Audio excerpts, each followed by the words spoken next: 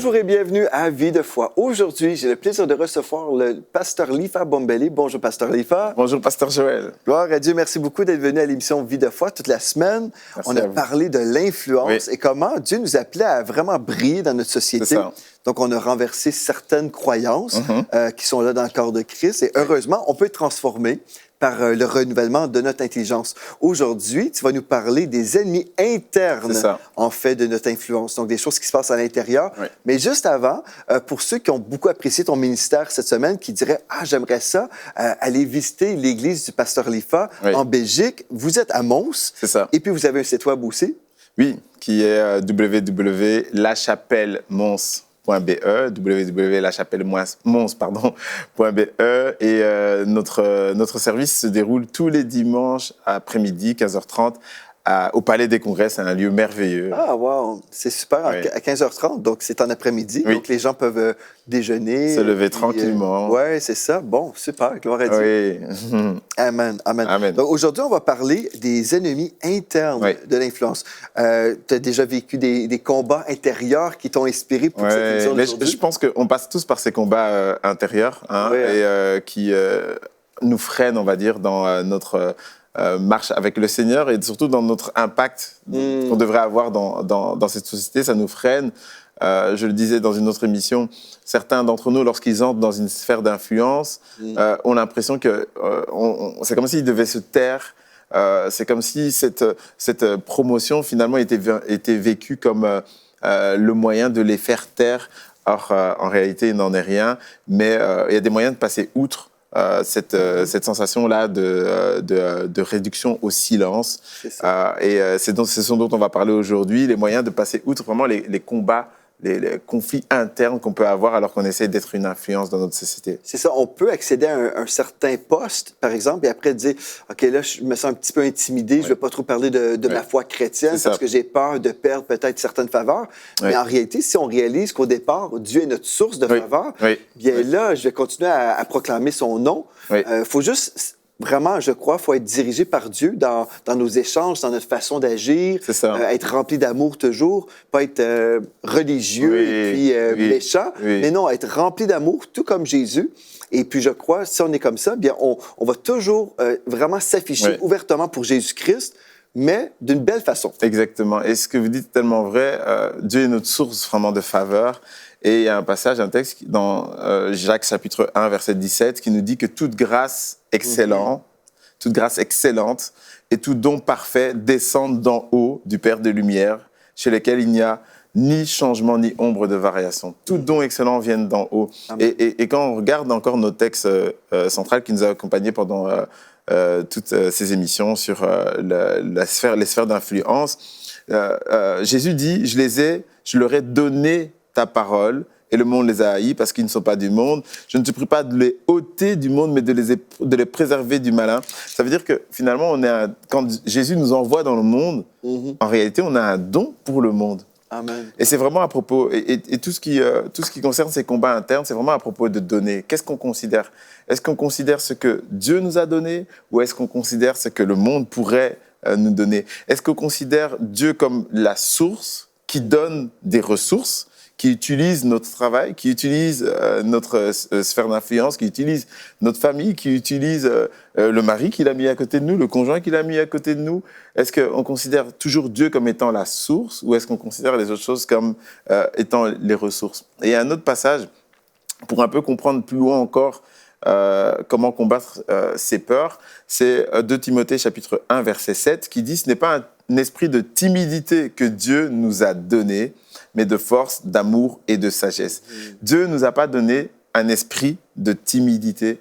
Un esprit de timidité, le mot timidité ici, on doit vraiment le comprendre comme crainte, parce que ça vient d'un mot qui s'appelle déos, qui signifie crainte. On n'a pas de raison d'avoir peur parce que ce n'est pas un don de Dieu. C'est ça. Donc, Dieu peut nous faire la grâce d'avoir une nouvelle position au travail, par exemple. Peut-être on devient un patron. Mais là, l'ennemi peut venir et aussi travailler dans nos émotions. Et puis là, au final, on se dit, est-ce que je suis capable de faire telle chose? C'est ça. Et puis là, je peux être angoissé. En fait, je peux vivre des angoisses, être dans la crainte, mal dormir la nuit, par exemple, parce que là, je pense au travail et puis tout ça. Mais je peux prendre la décision aussi et dire, Dieu ne m'a pas donné un esprit de timidité ou de crainte, mais de force, d'amour et de sagesse. Donc, la force me vient de Dieu. L'amour aussi, qui est vraiment, en fait, si je suis rempli de l'amour de Dieu, dans Romains 5,5, la parole de Dieu nous dit, c'est que, en fait, l'amour parfait de Dieu bannit la crainte. Elle bannit la crainte. Elle va chasser la crainte de ma vie. Donc, Dieu m'a donné un esprit de puissance qui va chasser la crainte de ma vie. C'est ça. Parce qu'en fait, je peux être équipé, je peux avoir les études, je peux avoir la faveur et tout ça. Mais si, intérieurement, je crois un mensonge. C'est trop grand pour moi. C'est impossible pour moi. Je suis incapable. Bien, finalement, j'ai un privilège, mais je vais passer à côté et je vais peut-être choisir même de ne pas répondre à l'appel de Dieu parce que j'ai peur de l'échec. Donc, je vais être forcément dans l'échec de toute façon parce que je prends la décision que c'est impossible pour moi. Exactement. Pasteur, un jour, je me suis rendu compte qu'une de mes prières était orientée en fonction de mes peurs. Et c'est un truc tout bête. Après, parce que quand j'étais jeune, quand j'étais un peu plus jeune, je suis encore jeune. Amen, amen. Je vous disais que j'étais footballeur professionnel et tous les ans, donc avec l'équipe nationale congolaise, on partait en tournée aux États-Unis et donc on prenait l'avion à plusieurs reprises pour faire différentes villes, notamment aux États-Unis. Et ce jour-là, il y avait eu une tempête et on devait repartir du Texas pour arriver à New York. Et donc le vol était retardé, mais nous, on était déjà à l'intérieur de l'avion. Et à un moment donné, le pilote, sans demander notre avis, il a décidé de partir. Mais même si la tempête était finie, vous savez, après la tempête, il y a encore des vents forts. Et ce jour-là, on a vraiment cru, toutes les personnes en tout cas qui étaient dans l'avion ont vraiment cru qu'on allait mourir. C'est-à-dire que les gens criaient, les gens, et c'était en anglais, mais les gens disaient on va mourir. Et depuis lors, j'ai tellement peur de l'avion que dès que je monte dans l'avion, je prie. Si le vol dure 3 heures, je prie 3 heures. Si le vol dure 7 heures, je prie 7 heures. Et en fait, ma prière, c'est Seigneur, calme cette tempête ou calme les turbulences. Protège-moi. Protège-moi. Fais en sorte que je sois encore en vie, je vais te servir et ainsi de suite. Et en fait, toutes mes prières étaient orientées en fonction de mes peurs. Et un jour, je me suis dit, non, il faut que ça cesse. Il faut que ça cesse, ne serait-ce que pour ma femme, qui prenait toujours le vol avec moi. Et vous savez, pendant l'avion, je criais Jésus dès qu'il y avait une petite turbulence. Et finalement, j'étais ridicule. Et oui, on pouvait se dire, oui, il croit en Jésus, ou alors il a tellement peur qu'il croit en Jésus ce jour-là. Et il fallait que ça change. Et donc maintenant, j'ai changé ma prière dès que je me suis rendu compte qu'en réalité, ma prière, elle était orientée par ma peur. J'ai changé ma prière, j'ai dit, OK Seigneur, maintenant, je prendrai l'avion, mais je n'aurai plus peur des vents, parce qu'en réalité, les vents, ils souffrent contre le juste comme sur le méchant. Dans l'avion, je ne sais même pas combien de croyants il y a, parce qu'il n'y a pas un passeport croyant, non-croyant, il n'y a pas une classe croyante, une classe non-croyante. Et finalement, quand il y a des turbulences, c'est pour tout le monde. Et le vent va souffler, c'est pour tout le monde. Le vent va souffler contre tout le monde. Mais ce qui est merveilleux, c'est que Dieu fait des exceptions pour ses enfants. Donc, il y a une protection surnaturelle pour nous, selon le psaume 91. Exactement. Je me souviens, une fois, j'ai pris l'avion. C'est pas le sujet aujourd'hui, c'est pas sur... C'est pas la crainte des avions, mais je raconte l'histoire. J'étais assis dans mon siège, et puis j'ai vu qu'il y avait 2 petites dames qui avaient peur, là, mais je voyais, là, je pouvais voir la terreur sur elles. Et puis j'ai dit, écoutez, mesdames, j'ai dit, je suis chrétien, je suis entouré d'anges, et j'ai dit, je peux vous rassurer que je vais arriver au bon port. Voilà. Les petites dames me disent, ah oui, mais dites-nous la date quand vous rentrez chez vous aussi. On veut voyager avec vous. En même temps. Oui, en même temps. C'est ça. Mais c'est ça, on peut avoir une paix surnaturelle aussi, on peut échanger la crainte pour la paix de Dieu. Exactement. Parce qu'on a cette protection particulière-là, et on ne doit pas prier parce qu'on a peur, mais on doit prier uniquement pour être avec Dieu, et on sait de toute façon que rien ne nous arrivera et que de toute façon, on sera auprès de lui. Et il y a ce texte, vous savez aussi, qui se trouve dans Romains 8,15, qui dit « Vous n'avez point reçu un esprit de servitude pour être encore dans la crainte, Amen. Mais vous avez reçu un esprit d'adoption par lequel nous crions « Abba, Père ». Et vous voyez, ça c'est la prière de celui qui est auprès de Dieu est complètement différente de celui de la prière de celui qui est encore dans la crainte. La vie de celui qui est dans la crainte est orientée par sa peur, est orientée par ses craintes. Il va aller dans tel domaine parce qu'il a peur d'un autre domaine. Oui, c'est vrai ce que tu dis. Parce qu'il y en a justement qui se disent « Ah, moi, je pourrais jamais faire... J'aimerais ça faire telle chose, mais je pourrais jamais le faire parce que je suis une personne trop timide. » Premièrement, ça, c'est anti-biblique. Il n'y a aucun chrétien qui est timide. Non. On dit, mais parce que c'est pas ce que Dieu a donné. Oui, c'est pas ça. C'est parce que c'est pas mon identité. Non. Peut-être humainement, j'étais timide, mais quand je suis devenu un enfant de Dieu et j'ai découvert qui j'étais, j'ai découvert que j'ai une nouvelle identité en lui. Dieu ne m'a pas donné un esprit de timidité, mais de force, d'amour et de sagesse. C'est qui je suis. Là, je dois m'accorder avec Dieu. Je vais dire, Dieu l'a dit, même si je ne le ressens pas. Je vais dire, Dieu l'a dit, donc c'est vrai. Et ce que je crois, c'est faux. Donc, j'ai besoin de changer ma façon de penser parce que l'homme est comme les pensées de son âme. Si je pense que je suis timide, je vais être timide. Mais je peux changer ma façon de penser en m'accordant avec le rapport de Dieu sur ma vie. Et de plus, nous devrions aussi comprendre que la crainte, à la base, ce n'est pas ça. À la base, la crainte, et notamment la crainte de l'Éternel, c'est ce sentiment de révérence, de respect qu'on a vis-à-vis de Dieu. C'est ça. Et la Bible nous dit dans le psaume 111, verset 10, « La crainte de l'Éternel est le commencement de la sagesse. Ça veut dire que ce respect qu'on a, ce profond respect qu'on a vis-à-vis de Dieu, c'est un enseignement pour notre vie. Ça va nous enseigner à marcher droit, à marcher dans les voies du juste, selon les voies du juste, mais certainement pas d'avoir peur, parce que l'amour parfait bannit la peur. Pour combattre l'échec, on ne devrait pas être orienté résultat, ce qui se passe dans l'aval, mais orienté solution, ce qui se passe en amont. Notre problème revient toujours à dont on parlait au début, c'est qu'on ne considère pas la source, mais on est en train de considérer ce qui se passe en bas, ce qui se passe après. On regarde le vent, mais on oublie que celui qui contrôle tous les vents et les tempêtes, c'est notre Dieu. Je me souviens, j'avais un ami et il me disait, je sais que Dieu m'appelle à faire telle formation pour mon travail. Je disais, ah bon, génial. Mais là, on s'est perdu de vue et 10 ans plus tard, je le vois, il me dit, j'ai toujours pas fait la formation. Je dis, ah non, pourquoi? Il dit, j'avais peur de l'échec, j'avais peur d'être malheureux. J'ai dit, OK, et aujourd'hui, comment ça va? Je suis malheureux. Ah ben oui. Mais donc, la peur de l'échec, en fait, nous force à vivre l'échec. C'est ça. C'est triste quand même. Mais on peut changer notre façon de penser. On peut dire, non, Dieu ne m'a pas donné un esprit de timidité. On peut vraiment être conscient et dire, non, mais imagine passer à côté de ton appel, de ton travail à cause de la crainte. Mais en fait, c'est vraiment le diable qui veut nous piéger comme ça, par la crainte. La crainte nous paralyse, en fait. Tant qu'on n'arrive pas à vaincre ces conflits, ces combats internes, on ne va jamais rien commencer. Et si on commence, on ne va jamais rien terminer. On ne fera pas le ministère dont on rêvait, dont on a rêvé depuis toute notre vie, parce qu'on va se dire c'est trop grand, c'est pas assez, je suis pas assez, je n'y arriverai pas. Et on aura sans cesse en fait, des excuses qui vont nous empêcher d'y entrer et de poursuivre jusqu'au bout. On va jamais parler à la femme de nos rêves parce qu'on va se dire ah non mais c'est la femme que de mes rêves. Ça peut pas être la femme de mes jours, de ma réalité. On va jamais, je ne sais pas moi, entrer dans l'entreprise qu'on espérait, dans laquelle on espérait travailler parce qu'on va se dire non cette entreprise là c'est voilà un jour peut-être mais maintenant je suis pas assez qualifié. Dieu ne nous appelle pas à vivre dans le regret. Non, c'est le diable qui veut qu'on soit dans le regret. Mais Dieu veut qu'on soit dans la joie et dans la paix. Et Dieu a déposé dans nos cœurs des rêves. En fait, on peut rêver les rêves de Dieu. Et si on rêve avec lui, bien on sait que Dieu va accomplir ces choses-là dans nos vies parce qu'il est notre source, de toute façon, en toute chose.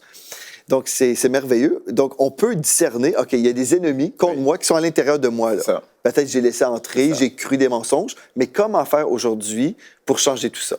Mais c'est justement cette espèce de courage dont on va faire preuve, finalement, c'est l'opposé.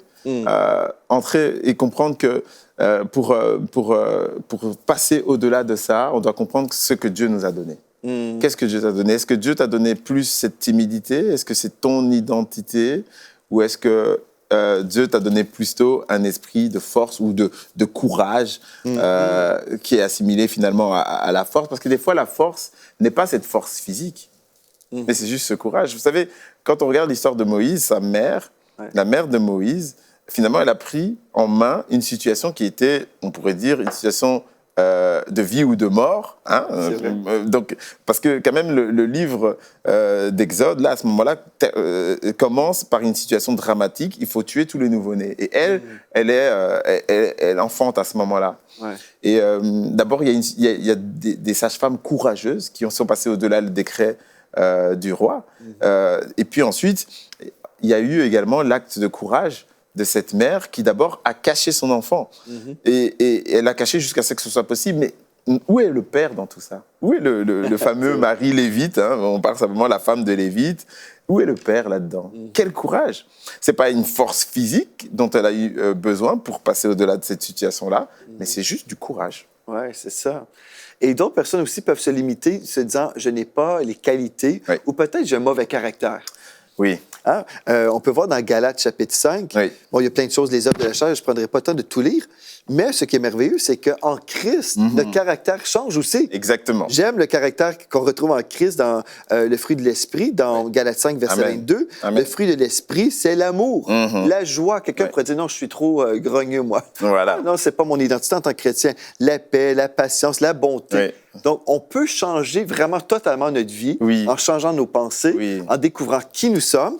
Et la parole de Dieu peut être notre miroir. On peut voir, OK, en ce moment, peut-être je suis charnel, mais là, je vois aussi le choix d'une autre personnalité. En fait, je peux recevoir vraiment le caractère de Christ, la pensée de Christ, et je peux être totalement différent.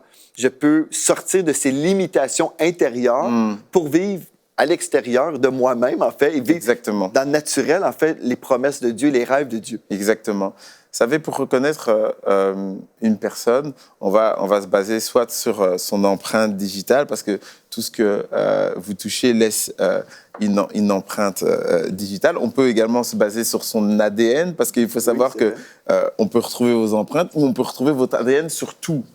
Et enfin, pour reconnaître qui est une personne, on peut aussi se baser sur une autre empreinte, c'est l'empreinte de son caractère. Or, ce caractère-là, c'est la marque de Dieu dans notre vie également. Dieu nous a transféré son image et c'est ce qu'il nous dit dès la Genèse. Il dit, je vous ai créé à mon image, selon ma ressemblance. Amen. Il le dit encore dans Romains 8, 29, parce que cette image-là, peut-être, s'est dénaturée avec la chute, mais il a restauré notre image et il dit ce que j'ai prédestiné, ce que j'ai connu d'avance, je les ai prédestinés à être l'image de Christ sur terre. Et donc, ça veut dire qu'on a retrouvé finalement le caractère de Christ. Tout est question de ce qu'on a reçu réellement. Christ nous a donné son image. On ne peut plus marcher avec cet ancien caractère. Vous savez, le caractère, c'est aussi simple que, si on veut le comprendre un peu autrement, quand on écrit, on utilise des caractères. Notre écriture utilise des lettres qu'on appelle des caractères gras, caractères imprimés, etc. Si tu veux écrire ton histoire aussi doit être écrite avec les plus beaux caractères. Ce sont les caractères de Dieu. Et tu vas refuser certains caractères. Des fois, alors que tu es en train d'écrire, tu te dis, OK, j'ai écrit grossièrement, ou je n'ai pas utilisé de beaux mots, je n'ai pas... j'ai écrit un peu comme un brouillon. Ben, prends ce brouillon, tu peux le chiffonner, tu peux le jeter à la poubelle et tu peux recommencer à écrire ton histoire. Ton histoire n'est jamais figée parce que tu as fait certaines erreurs, parce que tu as vécu dans la colère, parce que tu as vécu dans la gratitude, dans la rébellion. Ton histoire n'est pas figée. Tu peux aussi simplement que juste prendre ce brouillon, le jeter à la poubelle, recommencer à écrire avec de nouvelles lettres. Ce que tu es en train de dire, en fait, on n'est pas obligé de laisser notre passé déterminer notre présent et notre futur. Mais on peut commencer aujourd'hui une nouvelle vie, si on veut. On peut commencer vraiment, littéralement, une nouvelle vie à partir d'aujourd'hui. Une vie d'influence. Une vie d'influence qui commence premièrement avec une rencontre avec le Seigneur Jésus-Christ. Exactement. Je sais que cette semaine, plusieurs chrétiens ont suivi, mais peut-être aujourd'hui, vous êtes là et vous avez suivi l'émission parce que vous êtes intéressé par le pasteur Lifa. Vous avez entendu parler de ce joueur de football et vous dites « Ah, le pasteur Lifa, il est rendu pasteur. Je veux entendre ce qu'il a à partager. » Et c'est des bonnes choses. Et ces bonnes choses-là viennent de ce livre merveilleux qu'on appelle la Sainte Bible.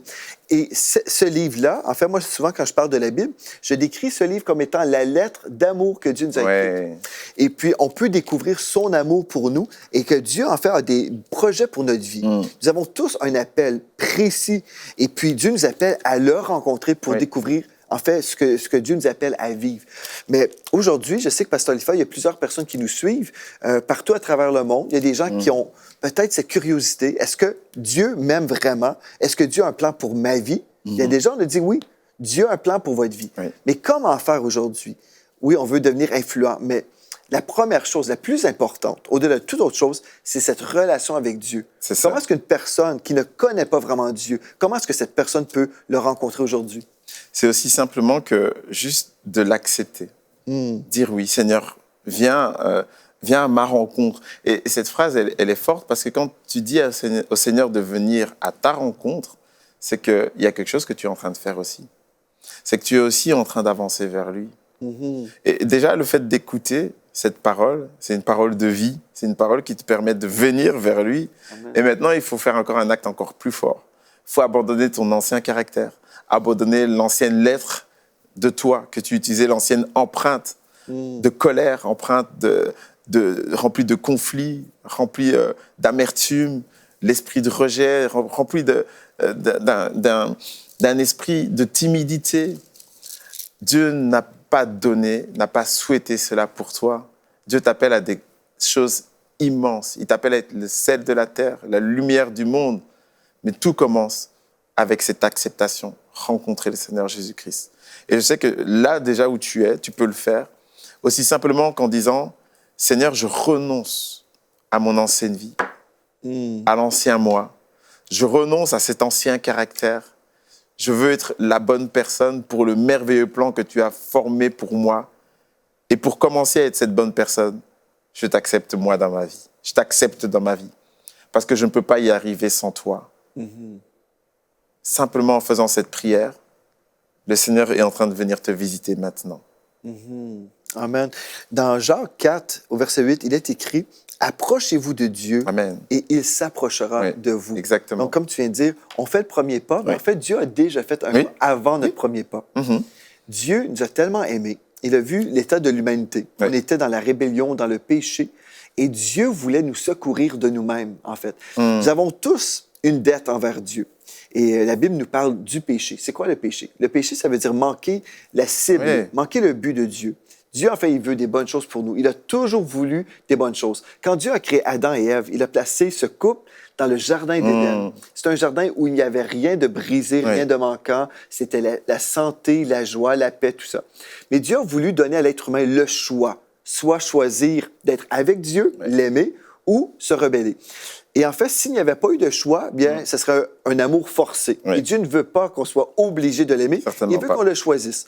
Et malheureusement, l'être humain a choisi de se rebeller contre Dieu. Et là, le péché est entré dans le monde. Et aussi, la conséquence du péché, qui est la mort. Donc, la Bible nous dit que le salaire du péché, c'est la mort. Donc, malheureusement, nous sommes tous les habitants de la terre, nous avons tous été contaminés par le péché qui nous tue. Mais Dieu, qui est amour, qui nous voyait sur la terre, il avait donné l'autorité aux êtres humains sur la terre. Il ne pouvait pas juste revenir et nous sauver comme ça. Il devait venir sur la terre en tant qu'homme parce qu'il avait donné l'autorité aux hommes sur la terre. Donc, c'est un homme qui devait choisir Dieu. Donc, Jésus est venu sur la terre, il a payé, lui qui était innocent, lui qui n'avait jamais commis de péché. Il a reçu sur lui-même la punition de tous les coupables. Et puis, c'est pour ça qu'on parle de la croix, Jésus sur la croix. C'est pas simplement parce que c'est quelque chose de religieux, mais c'est vraiment... On comprend en fait que Jésus, qui est Dieu, il est venu sur cette terre, il a étiré ses bras comme ça, nous démontrant son amour pour nous. Et puis, il a reçu sur lui-même le châtiment qu'on méritait tous. Et quand on le reconnaît, on dit, « Je crois, Jésus, que tu es mort pour payer ma dette de péché. Je veux te recevoir dans ma vie. » C'est comme si on reçoit le paiement de tous nos péchés. C'est comme une carte de crédit. Jésus a payé à l'avance. Avant même que j'existe, bien, Jésus avait déjà payé pour que je sois pardonné de tous mes péchés. Quand je l'ai reçu dans ma vie, j'ai dit, je crois en Jésus, je veux lui donner ma vie. Et je ne veux pas simplement croire que Jésus est le sauveur du monde, mais je veux qu'il devienne mon Seigneur, c'est-à-dire mon maître. Amen. C'est lui qui va me diriger dans toute ma vie. Pour y arriver, je dois vraiment m'abandonner entre ses mains et dire, à partir d'aujourd'hui, je vais vivre pour toi. Je vais me séparer de cette vieille vie de péché. Je vais abandonner ce chemin de la mort pour marcher avec toi tous les jours de ma vie. Et aujourd'hui, le pasteur Lifa nous a invités à prendre cette décision, à vraiment se donner à Jésus-Christ. Bien, j'aimerais vous dire que c'est possible et vous pouvez vraiment être transféré du royaume des ténèbres Amen. au royaume de la lumière d'un seul coup. Dans Romains chapitre 10, il est écrit au verset 9, « Si tu confesses de ta bouche », ici, c'est vraiment un décret, là. « Si tu confesses de ta bouche le Seigneur Jésus, et si tu crois dans ton cœur que Dieu l'a ressuscité des morts, parce que ce qui est merveilleux, Jésus est mort sur la croix pour payer notre dette de péché, mais il a en même temps, il a prouvé qu'il était victorieux sur la mort Amen. en ressuscitant d'entre les morts. Wow! Il n'y a personne au monde qui a fait ça, là, sauf lui. Donc, si tu confesses de ta bouche le Seigneur Jésus, et si tu crois dans ton cœur que Dieu l'a ressuscité des morts, tu seras sauvé. Amen. Ce qui veut dire, on va être délivré de toutes les œuvres du diable, on est délivré de l'enfer, on va passer l'éternité avec Dieu au ciel, car c'est en croyant du cœur qu'on parvient à la justice. On était coupable, on était pécheur, mais d'un seul coup, on devient juste. D'un seul coup, on échange le titre de pécheur à saint, parce qu'on était parfaitement pardonné. Et c'est en confessant de la bouche qu'on parvient au salut. C'est tellement merveilleux. Donc aujourd'hui, vous pouvez simplement dire, Jésus, je te donne ma vie, prends ma vie et fais de ma vie un chef-d'œuvre pour toi. Lave-moi, purifie-moi. À partir d'aujourd'hui, je vais vivre pour toi. Et si vous avez dit oui à Jésus, Pasteur Elifa et moi, on vous a invité aujourd'hui à donner votre vie au Seigneur Jésus-Christ. Si vous l'avez fait, bien, gloire à Dieu et bienvenue dans la famille royale de Dieu. J'aimerais vous écrire, vous envoyer un courriel pour vous donner en fait un cours biblique qui est tout à fait gratuit, qui s'appelle Le Disciple Victorieux, pour vous aider à vous enraciner dans cette nouvelle marche avec Jésus. Donc, écrivez-moi à videfoi@emcitv.com, videfoi@emcitv.com et dites-moi, j'ai donné ma vie à Jésus et je vais me réjouir. Pasteur Elifa aussi va se réjouir avec les anges qui se réjouissent aussi. Parce que c'est la plus grande décision, la plus belle décision qu'on peut prendre dans une vie. Alléluia. Gloire à Dieu. Amen. Amen. C'est vraiment un privilège pour nous de voir ces personnes. Tous les jours, on reçoit des courriels ici à EMC, des personnes qui rencontrent le Seigneur Jésus-Christ. En terminant, Pasteur Elifa, je te laisse conclure avec une pensée si tu veux partager ce qui est sur ton Je veux simplement bénir cette émission Vie de foi, parce que je crois que elle est en train vraiment de changer en fait, le cœur des hommes, de leur permettre vraiment de passer des ténèbres à la lumière. Et pasteur, je veux bénir votre émission. Je vais déclarer plein de bienfaits, plein de bénédictions, plein de bonnes choses sur ce ministère qui est vraiment une œuvre du Seigneur, que le Seigneur a déposée sur votre cœur, sur le cœur de toute l'équipe et qui est en train d'agir comme finalement une armée de Dieu pour gagner les âmes. Et donc, je veux vraiment bénir votre émission. Ben, merci, Pasteur. Et là où tu es aussi, tu peux aussi bénir cette émission, dire quelques bonnes paroles, parce que c'est pas tout facile tous les jours. Et si vous priez pour cette émission, si vous priez pour le pasteur, si vous priez pour toute l'équipe, eh bien, vous êtes en train de faire du bien aussi au corps du Christ. Amen. Bien, gloire à Dieu. Bien, merci beaucoup, Pasteur Elifa. Et puis que Dieu bénisse ton ministère aussi. Amen. Et aussi même ta profession en tant qu'avocat. Merci. Un homme très occupé, très occupé, mais en tout cas, que Dieu renouvelle tes forces. Amen. Et puis qu'il continue à déverser sa faveur sur ta vie pour que le plus grand nombre puisse rencontrer Jésus. Donc, amen. Gloire à Dieu pour ça. Merci à vous d'avoir été là. Vous pouvez nous écrire aujourd'hui, videfoi@emctv.com et dites-nous ce que Jésus a fait dans votre vie cette semaine. D'ici à la semaine prochaine, soyez richement bénis.